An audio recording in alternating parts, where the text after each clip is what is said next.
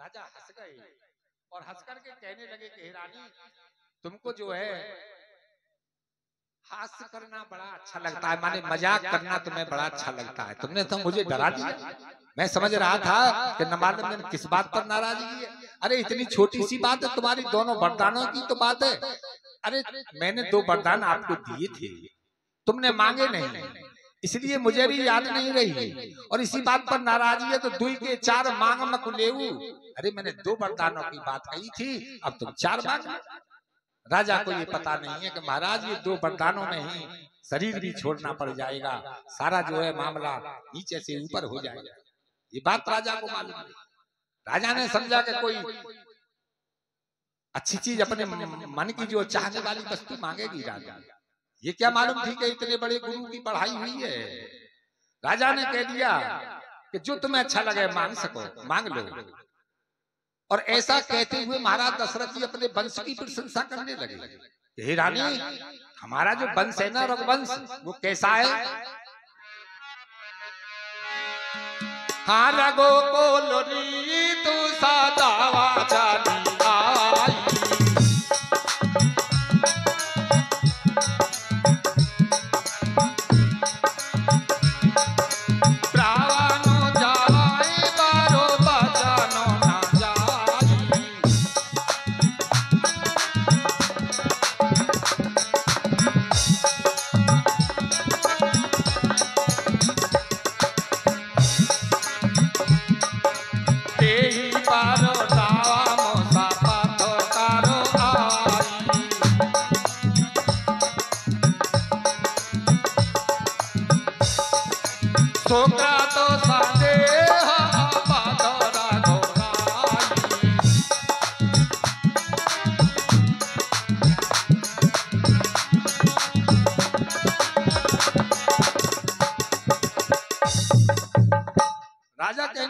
रानी, हमारे रघुवंश का, हमारे वंश का ऐसा रिवाज है कि चाहे भले ही हमारे प्राण चले जाएं, लेकिन जिस बात को हम देने के लिए कह देते हैं फिर उसे देते हैं, क्योंकि हम जानते हैं, हमने गुरुओं से ये बात सुनी है कि झूठ के बराबर और दूसरा पाप नहीं है।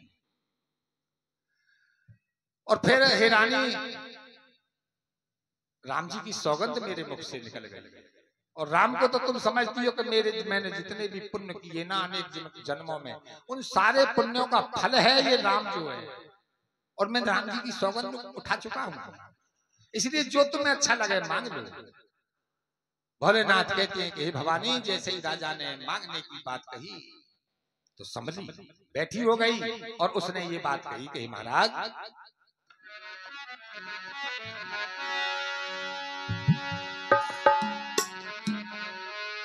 हाँ सुना हूँ प्राणो प्रिय भावा बातो जीता,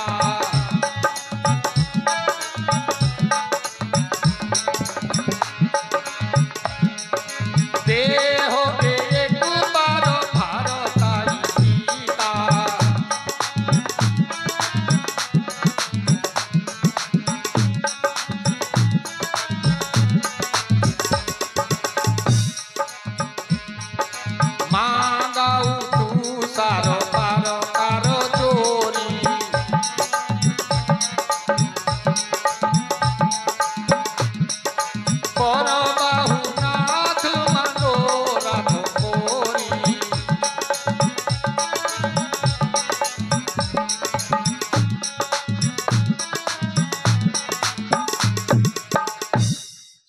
प्राण प्रिय।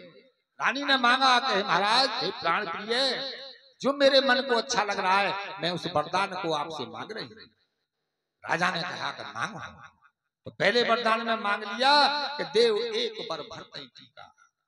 महाराज, मैं पहले वरदान में तो अपने पुत्र भरत के लिए राज्य मांगी थी, राजा को कोई परेशानी नहीं। दूसरे वरदान की बात कही राजा ने कि दूसरा भी मांगो। तो रानी ने कहा कि ये वरदान जो दूसरा मैं तुमसे मांग रही हूँ ना, मांगो बढ़कर दूसरा, ये दूसरा वरदान तो मैं आपसे हाथ जोड़ करके मांग रही हूँ, इसको तो तुम्हें अवश्य ही देना होगा, और इसे दे करके हे नाथ, हे स्वामी, मेरे मनोरथ को पूर्ण कर दो। राजा ने कहा कि दूसरा भी मांगो। तो दूसरे वरदान में रानी ने कहा कि महाराज, हाँ तापस बेस विशेष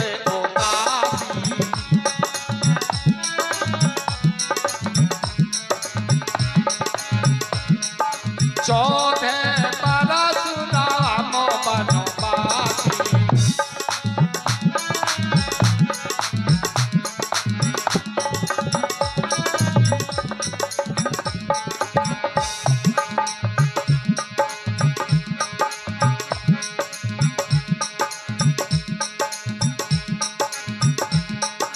सोनो मृदु बचन भूप ही सोकु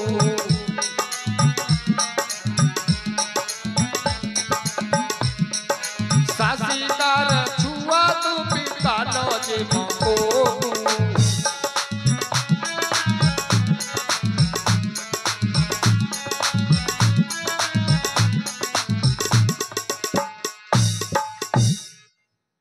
तापस बेस। रानी ने कहा कि दूसरा वरदान मेरा क्या है कि तपस्वियों का सदवेश हो और विशेष उदासीन भाव से राम 14 बरस तक वन में निवास करे। ये मेरा दूसरा वरदान है। काकभूषण जी महाराज कहते हैं कि गरुड़ जी, जैसे ही राजा ने दूसरे वरदान की बात सुनी तो भूप ही शोकु, राजा के हृदय में शोक पड़ गया। कितना कष्ट हुआ राजा को इस बात को सुनकर के कि जैसे चंद्रमा की किरणों को छूते ही चकवा जैसे व्याकुल हो जाता है, परेशान हो जाता है, ऐसे ही राजा को परेशानी हो गई। गया स्वयं नहीं कछु कहिया, राजा सूख गई, कुछ शब्द नहीं निकलता राजा का। कैसा ढंग हुआ राजा का कि मानो किसी बटेर पर बाज ने झपट्टा मार दिया हो। विवरण भय निपट नरपालू, राजा भदरंग हो गया, पीला रंग पड़ गया राजा। कैसा ढंग हो गया राजा का, मानो किसी ताड़ के वृक्ष पर आकाशी बिजली ने जो है मार दिया हो।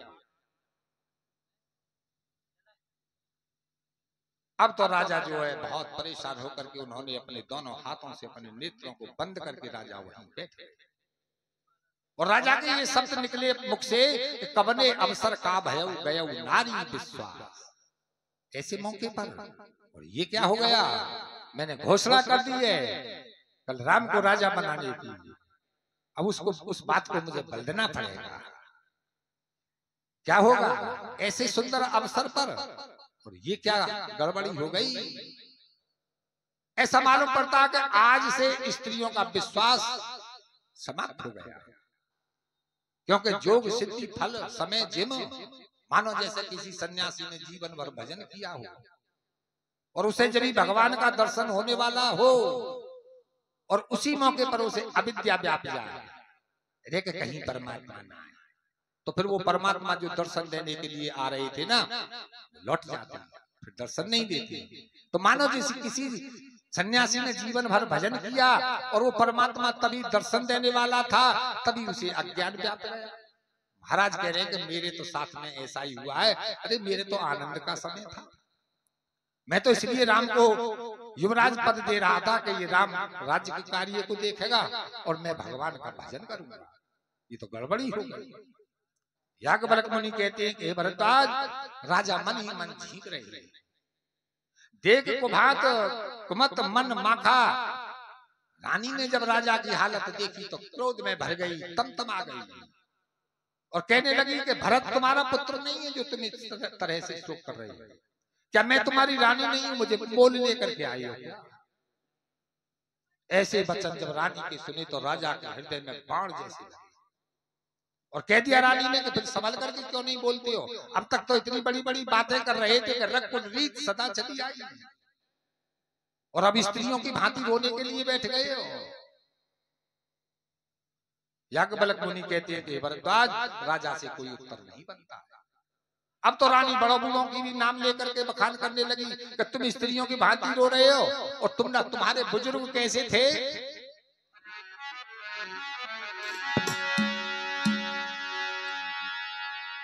हाँ शिव ददीज बाली जो कछु भाला, तानो धानो तदे बचन पन राखा।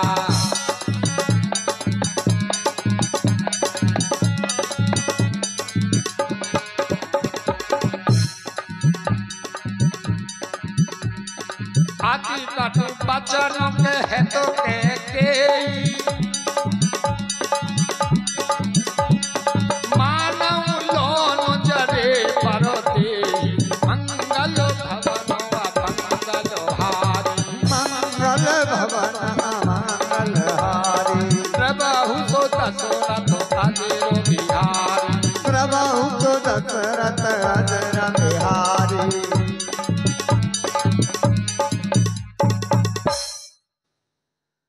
कह रही है कि शिव दधीच बलि जो कछु भाषा। महाराज तुम स्त्रियों के भांति रोने को बैठे और तुम्हारे बुजुर्ग कैसे हुए। महाराज श्री दधीच हरिचंद्र राम जी के बुजुर्ग थे। तो शिवी की कहानी बतलाने लगी। तुम्हारे बुजुर्ग शिवी कैसे थे ऐसा बतलाते कि एक बार महाराज शिवी अपने दरबार में बैठे हुए और क्या हुआ कि कबूतर आया और महाराज की गोदी में आकर के गिर पड़ा। राजा ने देखा, उस कबूतर को देखा और फिर ऊपर को जब नजर गई तो सामने छज्जे पर बैठा हुआ बाज दिखाई दिया। बाज कहने लगा महाराज इसे छोड़िए, ये तो मेरा भोजन है, मैं बहुत देर से इसके पीछे पड़ा हुआ हूं। राजा कहने लगे कि नहीं, अब ये मेरी शरण में आ गया है। बाज कहने लगा कि मुझे भूख बहुत लगी है, मेरे प्राण निकले जा रहे हैं, ये मेरा भोजन है। राजा ने मना कर दिया कि जब तक मैं हूं मेरी शरण में तब तक मैं इसे हानि नहीं होने दूंगा, इसे परेशानी नहीं होने दूंगा। बाज ने कहा कि मेरे प्राण निकल जाएंगे। अच्छा एक काम करो कि तुम इसकी रक्षा कर रहे हो तो इसके बराबर मुझे किसी और दूसरे का मांस ला करके दे दो। राजा ने कहा कि ये भी मैं नहीं कर सकता हूं, क्योंकि मैं किसी दूसरे को दुख नहीं दे सकता। हाँ इतना कर सकता हूं कि इस कबूतर के बदले तुझे मैं अपने शरीर से मांस निकाल करके दे सकता हूं। तो बतलाया गया है कि राजा ने वहीं एक तराजू मंगवाई और उस तराजू में जो है एक पल्ले में कबूतर को बैठा लिया और राजा ने छुरा लेकर के अपनी एक जंघा का मांस निकाल करके दूसरे पल्ले पर रख दिया। लेकिन वो कबूतर का पल्ला उठा नहीं। राजा ने फिर दूसरी जंघा का भी निकाल करके रख दिया, फिर भी वो पल्ला नहीं उठा। राजा ने फिर अपनी भुजाओं का भी मांस निकाल कर दिया, फिर भी वो पल्ला नहीं उठा। और अंत ये हुआ कि राजा स्वयं उस पल्ले में आकर के बैठ गए और बाज से कह दिया कि देख ये मेरी शरण में आया है, तू मुझे खा सकता है, मैं तुझे अपना शरीर दे सकता हूं, पर जब तक मैं जीवित हूं इस कबूतर का बाल बांका नहीं होगा। थी तो परीक्षा, धर्मराज थे वो जो बाज बन करके आए, क्योंकि जो जितने सत्य पर चलते हैं, जो जितने भगत होते हैं ना, उनकी परीक्षा भी भगवान जो बहुत कठिनाई से लेते हैं। तो उस बात को कैकेयी ने कहा कि महाराज तुम तो रोने लगे और तुम्हारे बुजुर्ग कैसे थे कि उस कबूतर के लिए उन्होंने अपने शरीर का भी त्याग कर दिया। अब तो महाराज दशरथ जी ने उस उधर को देखा, अपने हृदय में जो उन्होंने धैर्य धारण किया और राजा ने फिर बहुत प्रार्थना की, बहुत विनय की रानी से। और राजा ने ये भी कह दिया कि रानी राम और भरत तो मेरे दोनों नेत्र हैं, दोनों मेरी आंखें हैं, चाहे भरत राजा बनो चाहे राम राजा बनो, इससे मुझे कोई परेशानी नहीं। मैं शंकर भगवान को साक्षी करके कहता हूं कि सुबह जैसे ही दिन निकलेगा मैं दूत भेजूंगा, तुम्हारे पुत्र भरत को बुलवाऊंगा और फिर सुंदर दिन छटवा करके तुम्हारे पुत्र को मैं राजा बनाऊंगा। परंतु तू राम जी को राज्य की जगह बनोवास जो दे रही है उसका कुछ दोष तो बता। अरे मेरे लिए एक संसार क्या कहेगा कि एक निर्दोष पुत्र को राजा ने जो बन को भेज दिया, उसका कुछ दोष तो बता। याज्ञवल्क्य मुनि कहते थे भरद्वाज महाराज बार बार पूछ रहे हैं और रानी जो है शांत खड़ी है।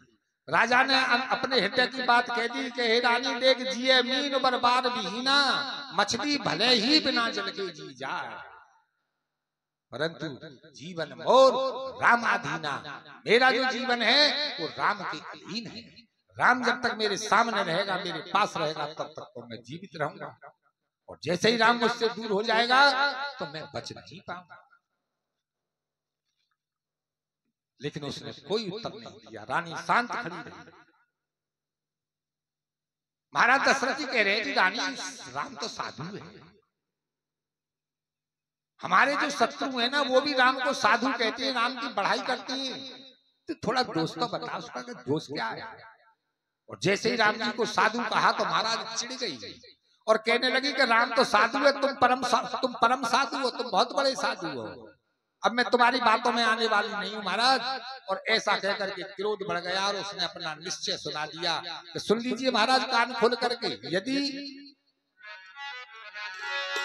अरे प्रात हो तो, हाँ प्रात हो तो मुनि वेश धरा, जो न राम बन जाए,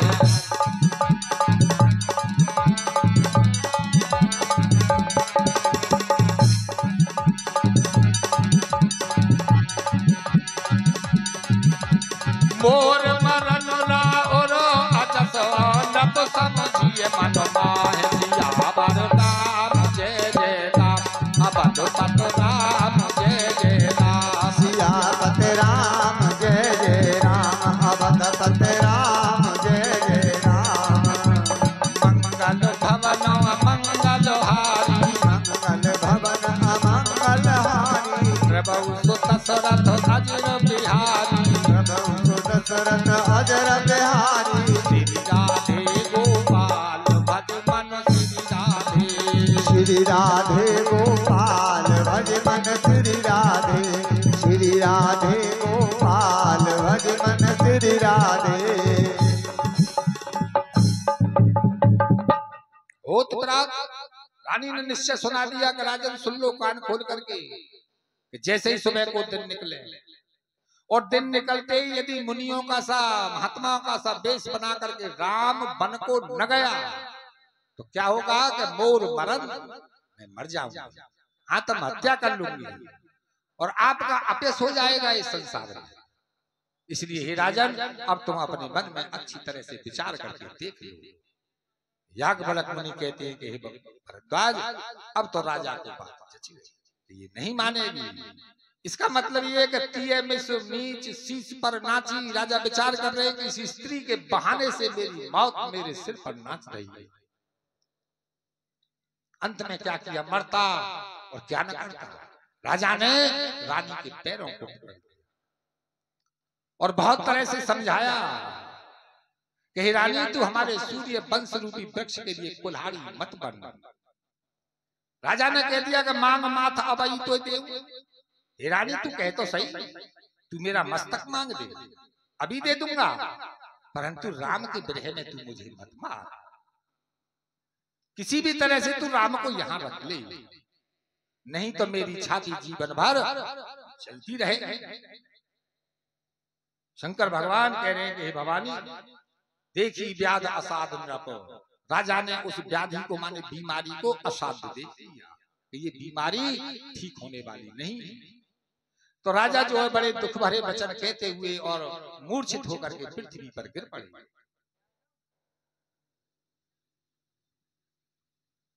राजा को कुछ देर बाद फिर होश आया। फिर राजा ने रानी को समझाया। राजा कह रहे हैं कि तोर कलंक मोर पछतावा। हे रानी देख तुझे कलंक लग जाएगा, मैं जीवन भर पछताता रहूंगा। कैसा कलंक लगा है केकई को ऐसा कलंक लग गया है महाराज कि कोई भी केकई नाम नहीं रख सकता है अपनी पुत्री का।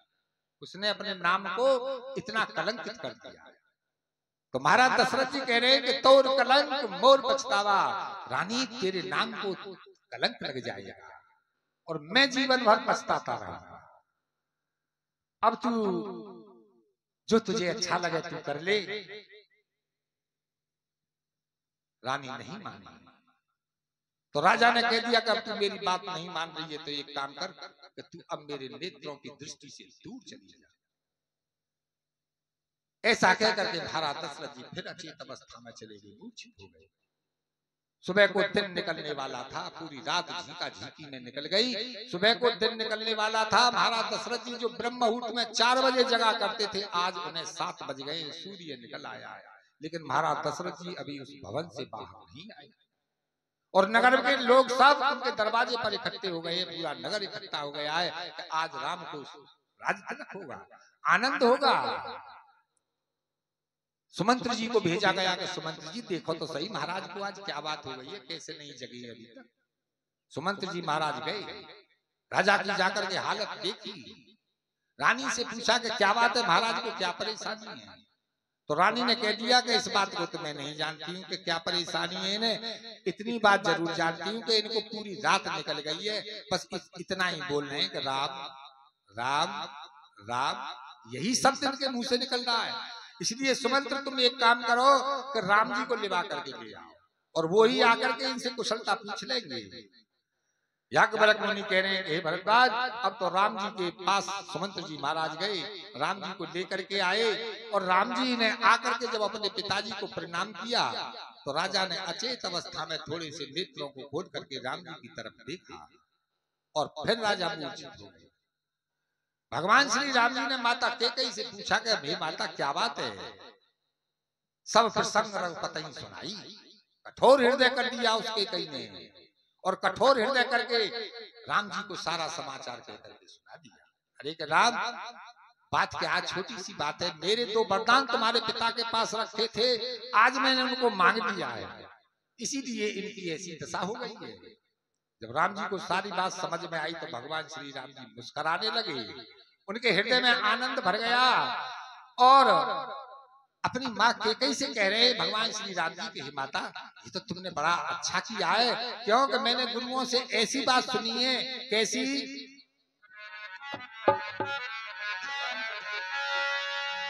अरे सुनो जननी सोई सो तो बड़ो भागी,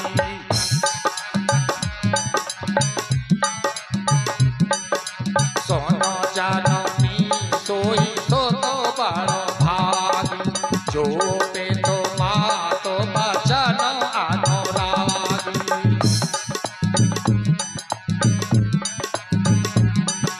कानाए बाबा तो पे तो सनहारा,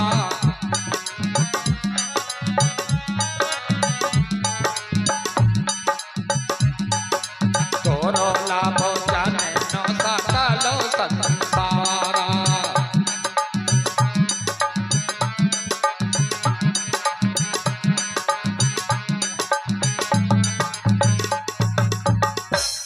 सुनो जननी, भगवान श्री राम जी कह रहे हैं कि कैसे कही माता, इस संसार में वो पुत्र बड़ा भागी है, बड़ा भाग्यशाली है। कौन सा? कि जो माता पिता की आज्ञा का पालन करे।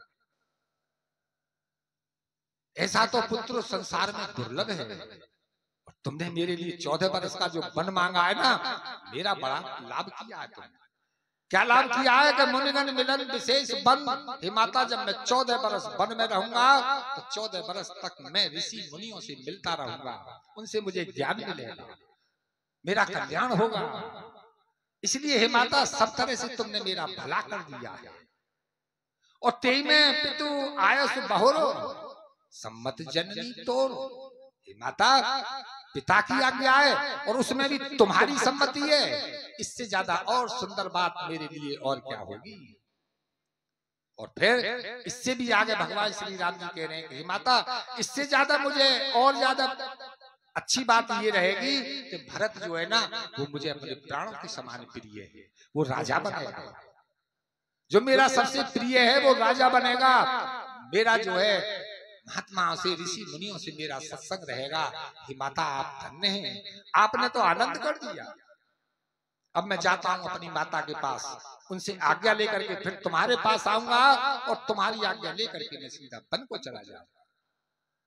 शंकर भगवान कहते हैं कि हे भवानी, भगवान श्री राम जी अपनी माता कौशल्या के पास आए। ये तीनों रानियों के भवन अलग अलग हैं। तो कौशल्या के भवन में आकर के भगवान श्री राम जी ने इस समाचार कहकर के सुनाया।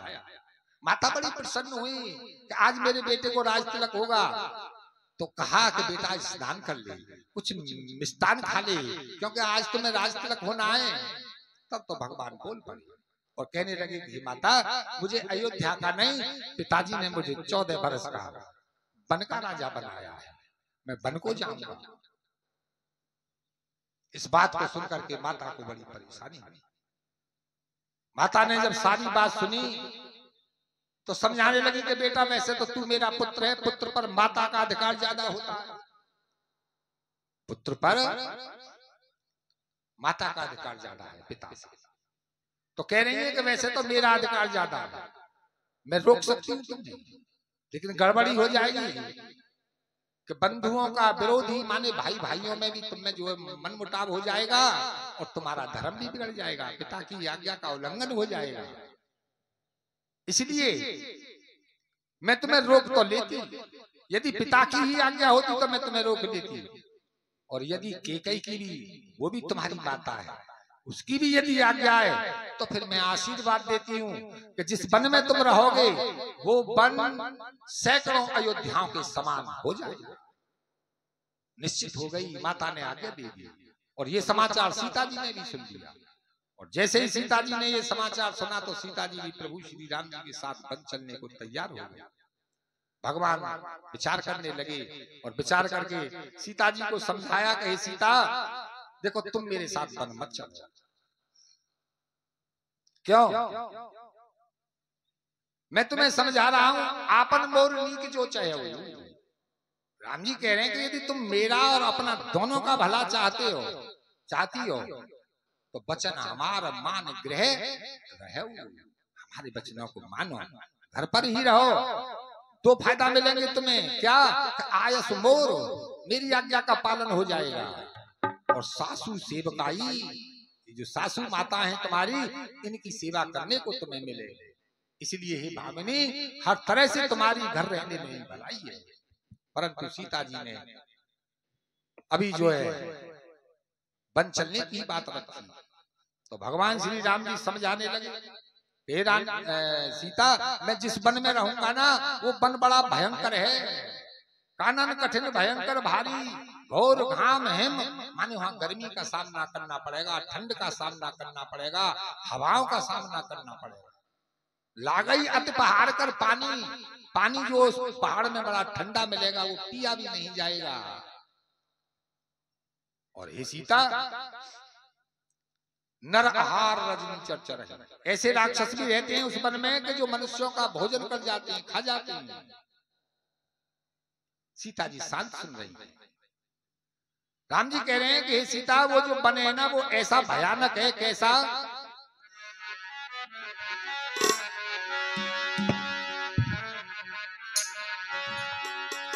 अरे डर पाई धीर गहन सो तो आई, मृग लोचन तुम वीर तो भाई।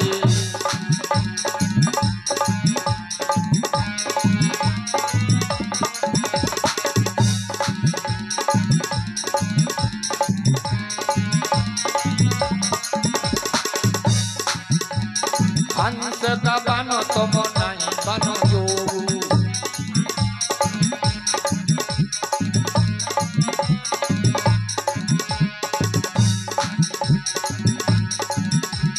सुनो अब जस मोहे ये लोग।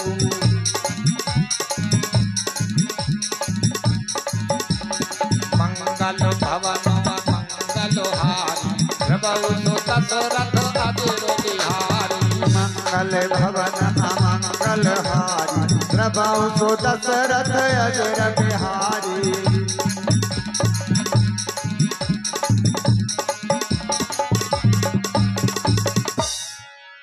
तो भगवान श्री राम जी सीता जी को समझा रहे हैं कि वो वन जो है बड़ा भयानक है, वहां जो धीर पुरुष है वो भी डर जाते हैं उस वन को देख करके। और हे मृगलोचनी, तुम तो स्वभाव से ही बड़ी डरपोक हो, हंस गवनी तुम नहीं बन जोगू। भगवान श्री राम जी समझा रहे हैं कि हे हंस गमनी, तुम बन के योग्य नहीं हो, और फिर जब तुम बन जाओगे तो लोग मुझे क्या कहेंगे, समाज में मेरे लिए क्या कहेगा। दूसरी बात भगवान श्री राम जी समझा रहे हैं कि हे सीता, जो हंसनी मानसरोवर पर रहने वाली है वो खारे समुद्र पर कैसे रह सकती है? तुम बन के लायक नहीं हो, ऐसा विचार करके तुम घर ही रहो। भोलेनाथ कहते हैं कि जब भगवान ने इस तरह से समझाया तो क्या हुआ? अरे सोनो मृदु बचन मनोहर पिए के जय जय सीता राम हरि।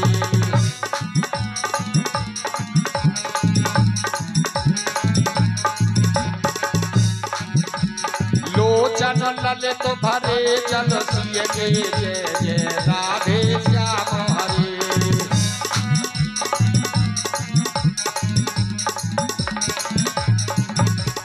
शीतल सिखदाहक भई कैसी जगाई शरद चंदन जैसी। मंगल भवन मंगल हारी जय जय सीताराम हरे। मंगल भवन मंगल हारी जय जय सीताराम हरे। प्रभु सुत सुरथ अजर बिहारी जय जय राधे श्याम हरे। प्रभु सुत सुरथ अजर बिहारी बोलो राधे श्याम हरे। प्रभु सुत सुरथ अजर बिहारी जय जय राधे श्याम हरे। कहते हैं कि सुन मृदु बचन मनोहर प्रिय के ऐसे कोमल बचन भगवान श्री राम जी के जब सीता जी ने सुने तो उनके नेत्रों में अश्रु आ गए। वो राम जी की जो शिक्षा थी ना, जो बड़ी शीतल थी, वो सीता जी को दाहक हो गई। याज्ञवल्क्य मुनि कहते हैं कि भरद्वाज अब तो सीता जी को बोलना पड़ा। और सीता जी ने भी अपने मन की बात कह दी कि प्राणनाथ तुम बिन जग माही। हे प्राणनाथ, आपके बिना इस संसार में मोह कहूं सुखद कतौ को नहीं। मेरे लिए इस संसार में भी कोई सुख देने वाला नहीं। बिना पति के स्त्री को सुख नहीं मिलेगा। कैसे सुख मिल जाएगा बिना पति के? वैसे कहीं जान ले कहाँ जा रही है? कोई ना कोई बात जरूर उसके विषय में कही जाएगी। और यदि पति साथ है तो महाराज कोई भी कुछ कहने वाला नहीं है, चाहे कहीं भी जाओ। तो पति के साथ में स्त्री जो बड़ी सुरक्षित रहती है। तो उस बात को भगवान श्री राम जी से कह रही है कि हे प्राणनाथ, आपके बिना इस संसार में भी मेरे लिए कोई सुख नहीं है। कोई भी मुझे सुख देने वाला नहीं है। और आपके बिना मेरी कैसी दशा हो जाएगी? सीता जी कह रही हैं, हाजी बेनो दे हो नदी बेनो बारी।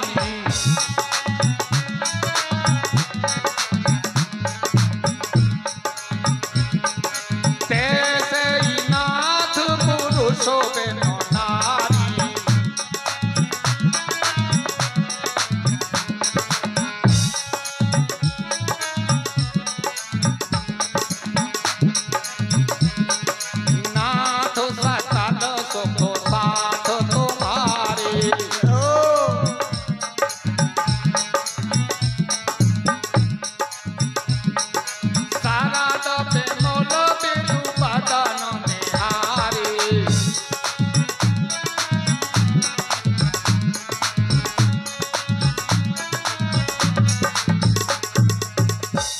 सीता जी कह रही है कि जिए बिन देह नदी बिन बारी। जैसे बिना जीव के शरीर बेकार है। कैसे बेकार है? जब तक इस शरीर में जीव है तब तक तो ये चलता रहेगा, सैकड़ों वर्ष तक चलेगा। और जैसे इसमें से जीव निकल जाए तो महाराज 24 घंटे में ही जो बदबू होने लगती है, पंच तत्वों में विलीन होने लगती है, ये शरीर जो नष्ट होने लगता है। तो जैसे बिना जीव के ये शरीर बेकार है, छू भी नहीं सकता है। महाराज कोई देखा है मुर्दा? मुर्दे को छू करके नहाना पड़ता है। और अकेले में तो कोई जाने में भी जो है बहुत से लोगों को डर लगेगा।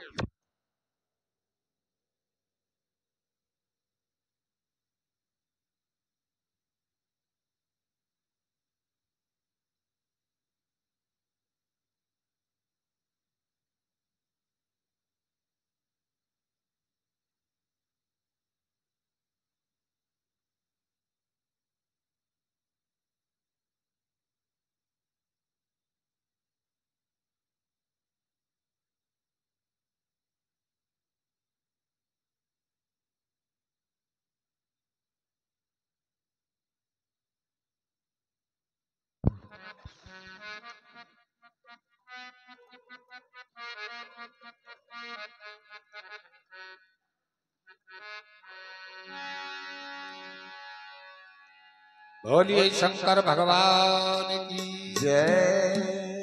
तो जिए बिन देह नदी बिन बारी। जैसे बिना जीव के शरीर बेकार है और बिना पानी के नदी बेकार है। कैसे बेकार है नदी? जब तक गंगा में जल चल रहा है ना तब तक तो गंगा नदी है, और जब जल बंद हो जाएगा ऐसा भी समय आएगा कि ये जल आना बंद हो जाएगा नदियों में, तो फिर नदी नहीं कहेगा कोई उसे, फिर तो खेती होने लगेगी, उसमें खेत बन जाएगा। तो जैसे बिना पानी के नदी बेकार है, बिना जीव के शरीर बेकार है, ऐसे ही बिना पुरुष के हे नाथ स्त्री भी बेकार है। आपके साथ में मुझे सारे सुख हैं, क्योंकि मैं आपका चंद्र जैसा मुख देखती रहूंगी, मुझे आनंद मिलेगा। तब तो भगवान श्री राम जी ने विचार किया अपने मन में कि ये नहीं रहेगी, इसलिए भगवान ने आज्ञा दी कि अच्छा तो अब देर मत करो और वन को जल्दी चलने की तैयारी करो, सोच का त्याग कर दो, क्योंकि ये सोच करने का समय नहीं है।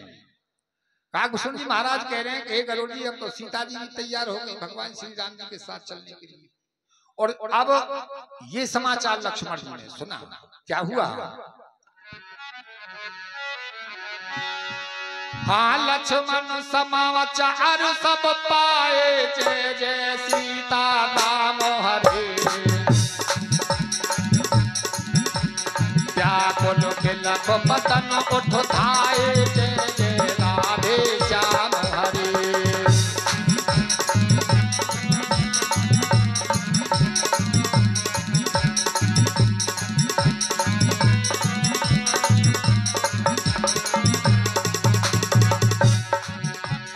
कंप पुलक तन नयन सनीरा, जय जय सीता राम हरे। गहे चरण अति प्रेम अधीरा, जय जय राधे श्याम हरे।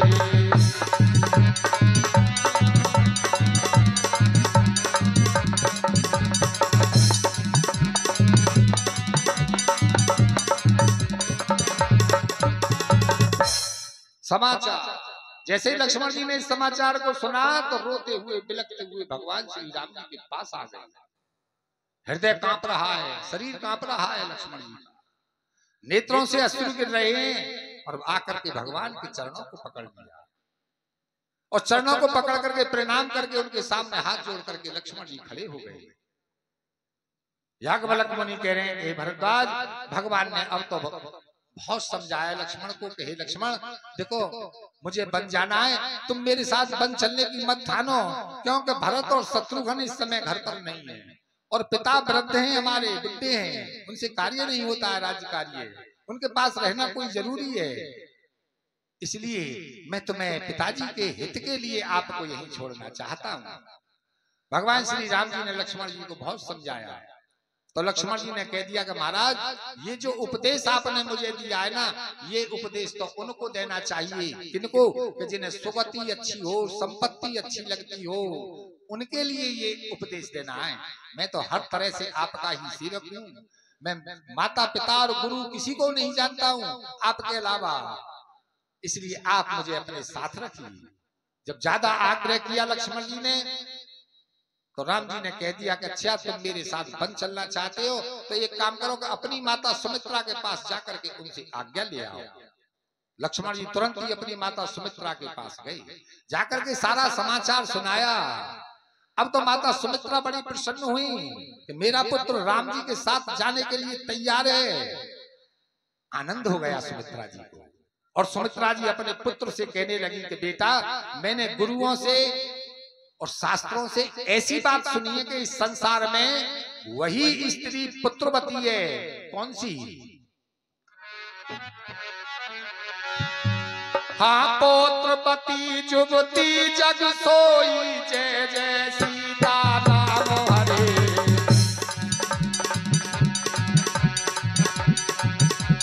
रघुपत भगत जास सुत होई, जय जय राधे श्याम हरे।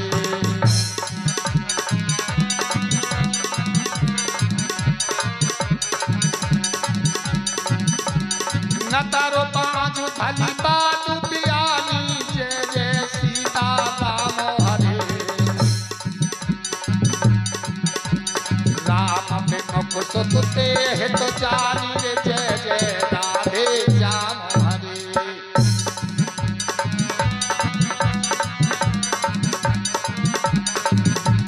मंगल भवन मंगल हारी,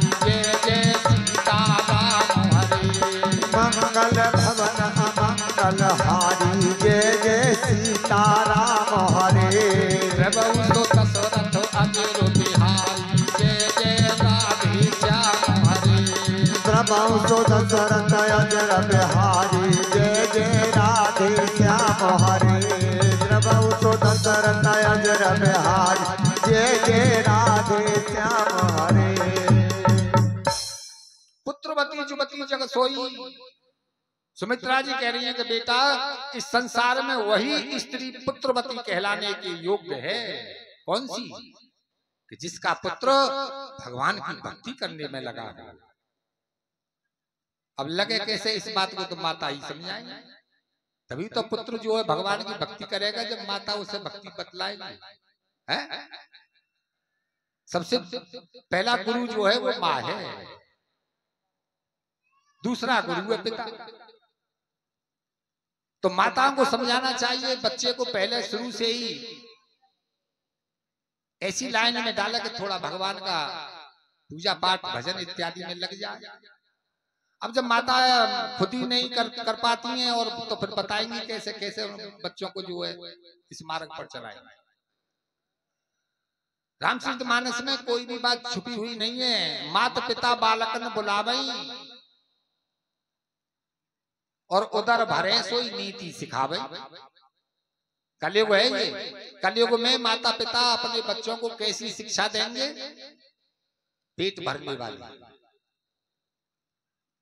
बेटा अंग्रेजी पढ़ियो, डॉक्टर बनियो, गरीब आदमी ने काटियो खूब, बड़ी बड़ी कोठी ठाड़ी करियो। अरे मेरा दरोगा, और दरोगा कितना अधर्म करके नहीं लाए रहोगे पतो ही ना है। कोई भी माता पिता ये नहीं शिक्षा देते हैं अपने बच्चे को कि बेटा तू सन्यासी बन जा, तू भगवान का भजन कर। कोई सिखाता है इस बात को? कोई कहता है अपने बच्चे से कि तू महात्मा हो जा, भजन में लग जा ना।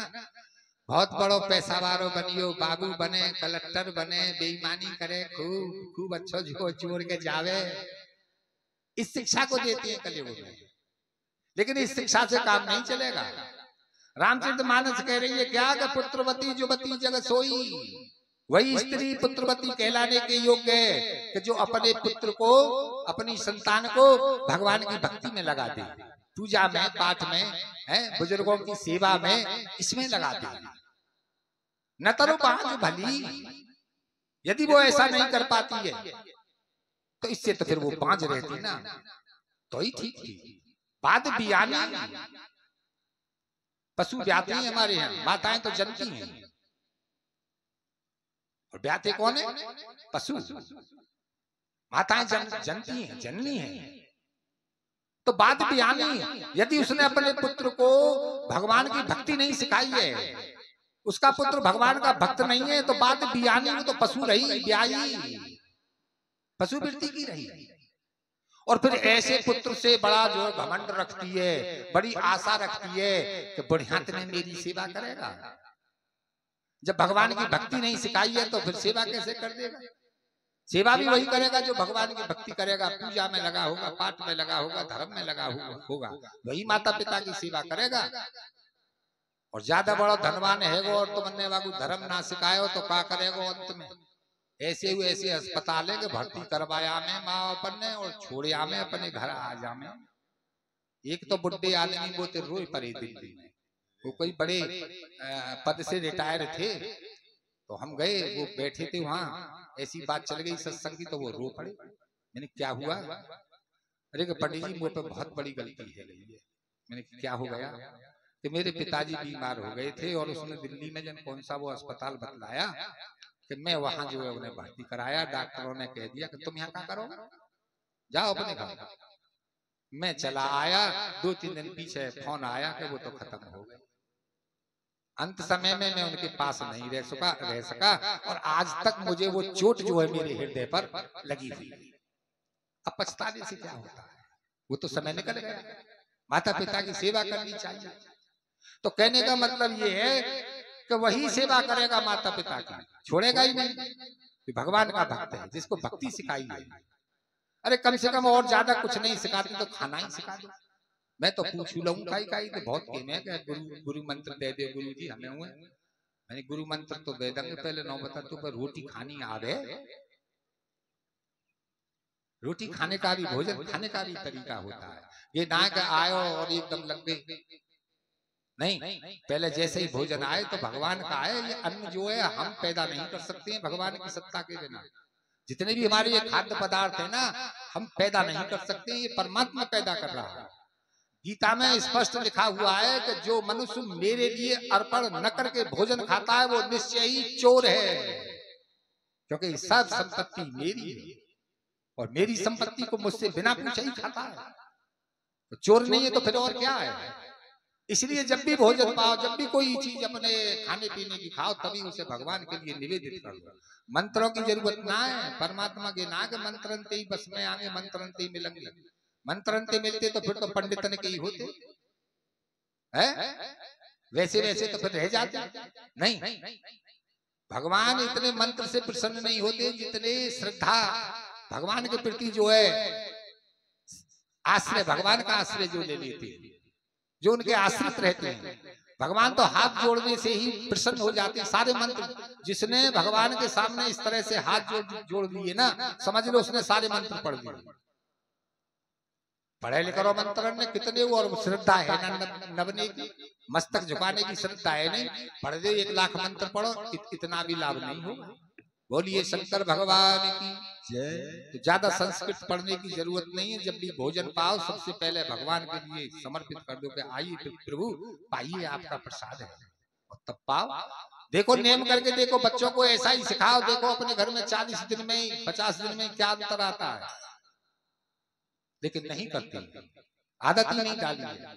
बोलिए आनंद कंद भगवान की जय। तो लक्ष्मण जी से कह रही है कि बेटा ऐसी जो स्त्री है ना वो तो बेकार है, उससे तो वो बांझ ही रहती, उसका कोई संतान ही न होती तो ही ठीक थी। और तुम्हारे भाग राम बन जाए। राम जी जो बन को जा रहे हैं तुम्हारे कारण जा रहे हैं, और कोई दूसरा उनका हेतु नहीं है, कारण नहीं है। क्या मतलब है इस बात का? पृथ्वी पर अधर्म पड़ा हुआ है, और शेष जी जो है लक्ष्मण, ये शेष के अवतार है। शेष जी के मस्तक पर ये पृथ्वी रखी हुई है। जैसे सरसों का दाना हम अपने सर पर रख लें, ऐसे ही शेष जी के मस्तक पर ये पूरी पृथ्वी रखी हुई है।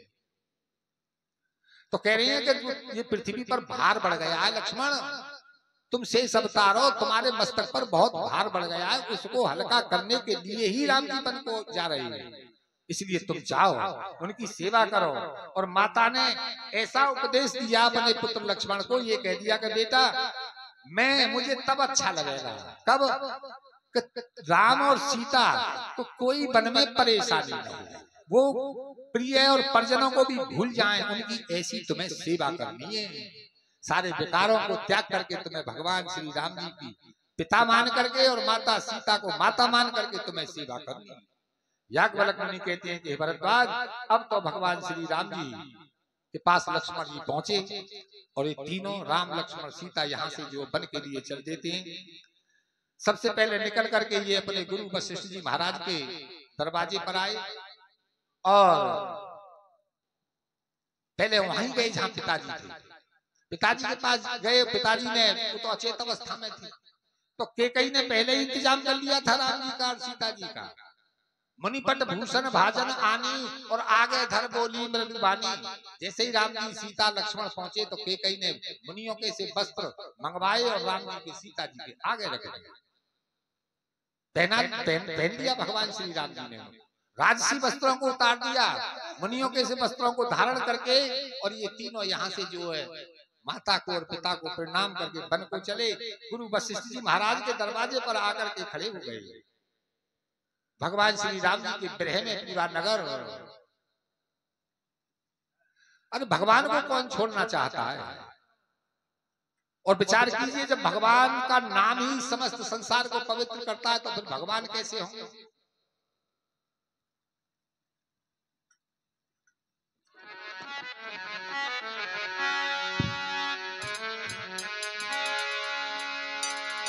आज ये जी जगत में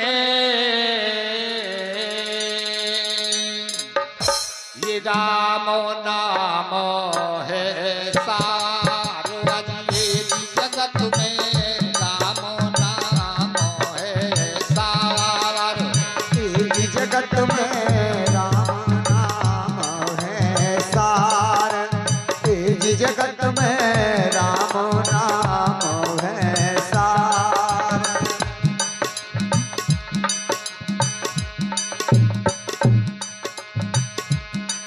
अरे आत्म की शरणागत लेके शिव मोहन शरणागत लेके रे खोजो करो विचार जगत में राम नाम है सार जी जगत में राम नाम है सार तेरे जगत में राम नाम है सार अरे आत्म की शरणागत लेके शिव मोहन शरणागत लेके रे खोजो करो विचार जगत में राम नाम है सार जगत में राम नाम है सार जी जगत में राम नाम है सार।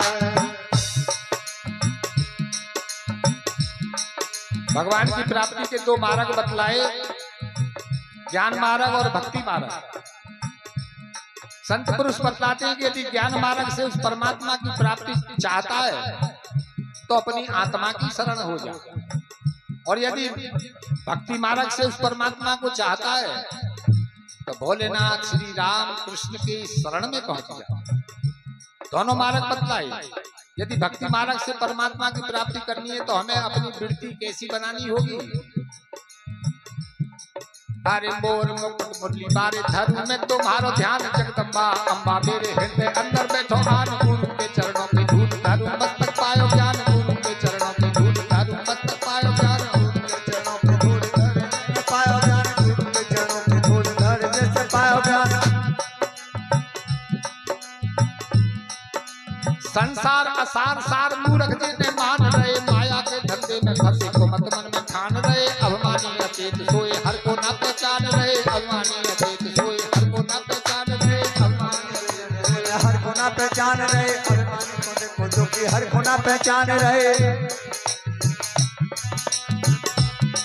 वह डूबेंगे मझधार जगत में राम नाम है सार जगत में राम नाम है सार। और इस जगत में राम नाम है सार इस जगत में राम नाम है सार। हरे आत्म की शरणागत लेके शिव मोहन शरणागत लेके रे खोजो करो विचार जगत में राम नाम है सार जगत में।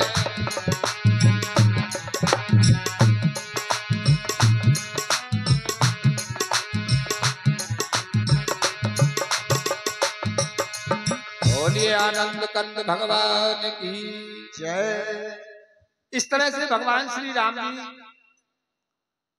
सबसे पहले अपने गुरु वशिष्ठ जी महाराज के द्वारे पर आकर खड़े हो जाते हैं। पूरे अयोध्यावासी भगवान के साथ पीछे पीछे चलने के लिए तैयार हैं। गुरुदेव से आज्ञा लेकर के और भगवान श्री राम लक्ष्मण सीता अब अयोध्या से वन की तरफ चले। पूरा नगर उनके पीछे पीछे चल रहा है। भगवान श्री राम जी नगर से बाहर आ गए। उधर महाराज दशरथ जी की जो अचेत अवस्था थी मूर्छा जगी। महाराज दशरथ जी ने तुरंत ही अपने मंत्री सुमंत्र को बुलाया और समझाया कि हे सुमंत्र तुम रथ लेकर के जाओ और तीनों को रथ में बैठा करके 10-5 दिन वन में घुमा करके गंगा स्नान करके उन्हें वापस ले आना। और यदि राम जी ना आ पाए तो सीता जी को अवश्य ले आना कि जिससे मेरा जीने का सहारा हो जाए। सुमंत्र जी महाराज तुरंत रथ जोड़ करके नगर से बाहर आए। राम लक्ष्मण सीता तीनों को रथ में बैठा लिया और वन की तरफ चल दिए। कहते हैं कि वो जो नगर के लोग थे ना वो भगवान श्री राम जी के रथ के पीछे पीछे चलते और चलते चलते शाम तक ये रथ जो था कहां पहुंचा।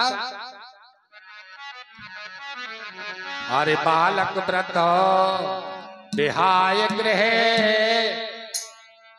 लगे लोग सब साथ।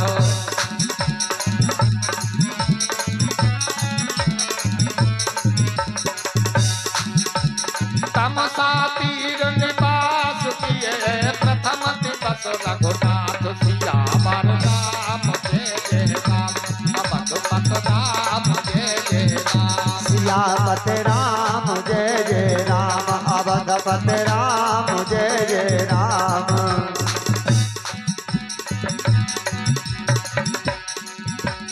राम नाम की गंगा बहरे या में कोई कोई नहाए या में कोई नहाए। राम नाम की गंगा बहरे में कोई नहाए में कोई नहाए। राम नाम की गंगा बहरे में कोई नहाए में कोई नहाए। राम नाम की गंगा बहरे या में कोई नहाए या में कोई नहाए। राम नाम की गंगा बहरे में कोई नहाए में कोई नहाए। राम नाम की गंगा बहरे या में कोई नहाए या में कोई नहाए। राम नाम की गंगा बहरे में कोई नहाए में कोई नहाए। ब्रह्मा भी नहाए या में विष्णु भी नहाए। ब्रह्मा भी नहाए या में विष्णु भी नहाए। ब्रह्मा भी नहाए या में विष्णु भी नहाए। ब्रह्मा भी नहाए या में विष्णु भी नहाए। ब्रह्मा भी नहाए या में विष्णु भी नहाए। ब्रह्मा जी नहाए या में विष्णु जी नहाए। शंकर जी नहाए या में डुबकी लगाए या में कोई नहाए या में कोई नहाए। राम नाम की गंगा बहरे या में कोई नहाए या में कोई नहाए। राम नाम की गंगा बहरे में कोई नहाए में कोई नहाए। राम नाम की गंगा बहरे या में कोई नहाए या में कोई नहाए। राम नाम की गंगा बहरे में कोई नहाए में कोई नहाए। कैसे अब कहने से भी ना उठ रही, बोलते कह रही है कि अरे उठो क्यों ना, कल पाम खड़े रहे नो कह दियो कि सुना नाच नचा दे करो 3 दिन आते नचाने की बात आ रही है तो फिर नाचो थोड़ी देर के लिए। राम नाम की गंगा बहरे या में कोई नहाए या में कोई नहाए। राम नाम की गंगा बहरे में कोई नहाए में कोई नहाए। ब्रह्मा भी नहाए या में विष्णु भी नहाए। ब्रह्मा जी नहाए या में विष्णु जी नहाए। ब्रह्मा भी नहाए या में विष्णु भी नहाए। ब्रह्मा जी नहाए या में विष्णु जी नहाए। शंकर जी नहाए या में गोता लगाए या में कोई नहाए या में कोई नहाए। जी नहाए या में गोता लगाए या में कोई नहाए या में कोई नहाए। राम नाम की गंगा बहरे या में कोई नहाए या में कोई नहाए। राम नाम की गंगा बहरे में कोई नहाए या में कोई नहाए। गणपति नहाए या में हनुमत भी नहाए। गणपति भी नहाए या में हनुमत भी नहाए। गणपति भी नहाए या में हनुमत भी नहाए। गणपति भी नहाए या में हनुमत भी नहाए। सतमुख नहाए या में गोता लगाए या में कोई नहाए या में कोई नहाए। राम नाम की गंगा बहरे में कोई नहाए या में कोई नहाए। राम नाम की गंगा बहरे या में कोई नहाए या में कोई नहाए। राम नाम की गंगा बहरे में कोई नहाए या में कोई नहाए। राम नाम की गंगा बहरे या में कोई